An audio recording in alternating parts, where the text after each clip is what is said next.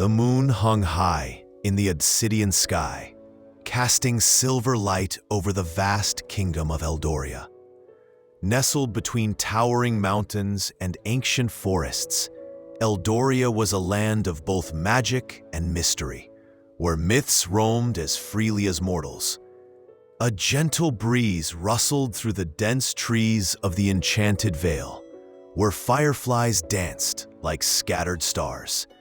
It was here that destiny stirred, weaving the fates of two souls bound by forces beyond their understanding. Eryndor, a 22-year-old warrior, with storm-gray eyes and tousled brown hair, leaned against his horse near the edge of a moonlit river. His well-worn leather armor clung to his lean but strong frame, revealing the life of a swordsman. Though young, his heart bore the weight of battles fought and losses endured. His mission was clear: travel to the capital and deliver an ancient artifact entrusted to him by his dying master. But fate had other plans. A sudden rustling in the underbrush snapped Eryndor out of his thoughts.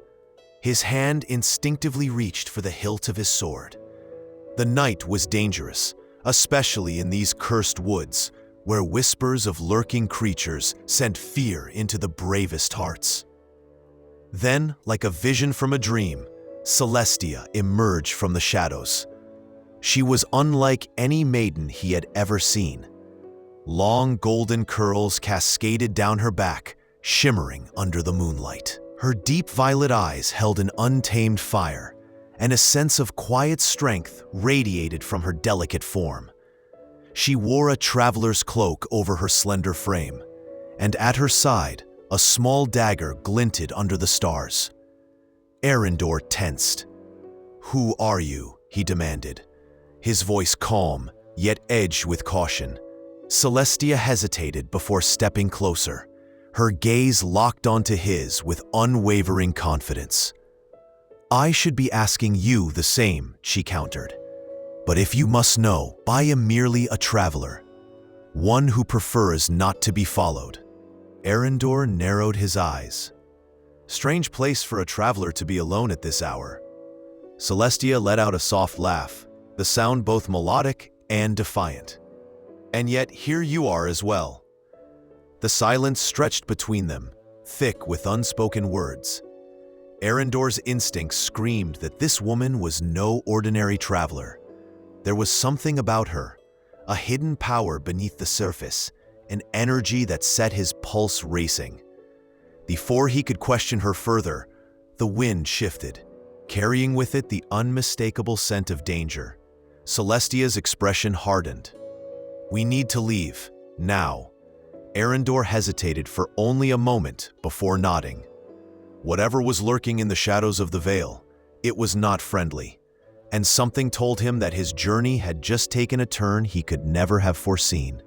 Together, they mounted his horse, the warmth of Celestia's presence unsettling, yet strangely comforting.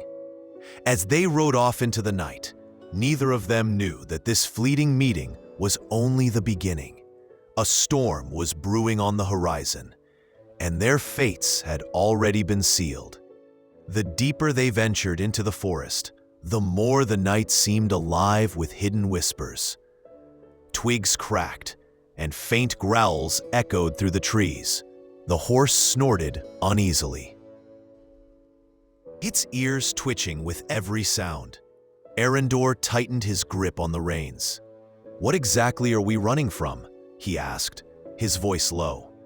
Celestia's eyes scanned the shadows with sharp intensity. "Shadow beasts," she whispered. "Creatures of darkness, born from forbidden sorcery. They hunt in packs, and once they catch your scent, they do not stop until the blood of their prey spills upon the earth." Eryndor's chest tightened. He had heard of such creatures in old war stories, but he had never faced them himself. His hand brushed over the artifact hidden in his satchel, a smooth, rune-carved stone pulsing faintly with light. Could it be that these beasts were drawn to it? Suddenly, A low snarl tore through the silence. Red eyes gleamed in the darkness ahead. Then another pair, and another.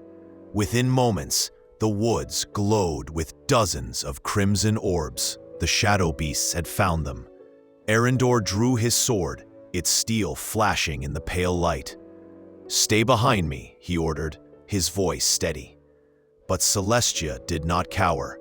Instead, she stepped forward, her hand lifting slightly. A faint shimmer of violet energy rippled through her fingertips, casting a glow that pushed back the shadows. Eryndor's breath caught. She wasn't just a traveler. She was something else, something powerful.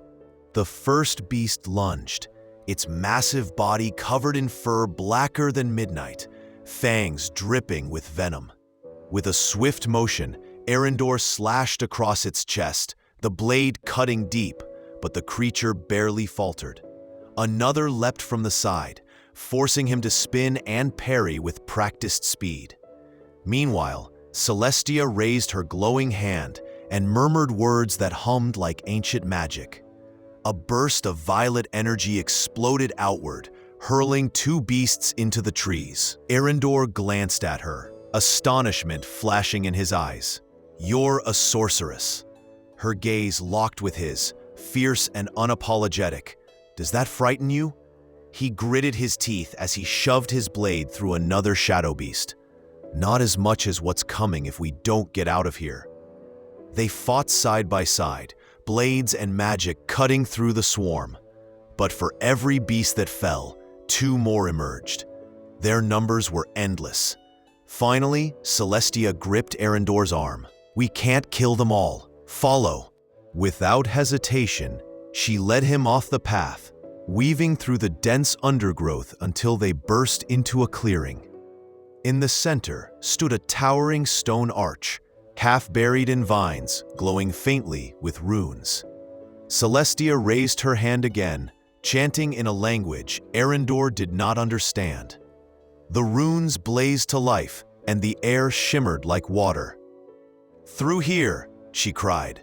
Eryndor's instincts screamed against it.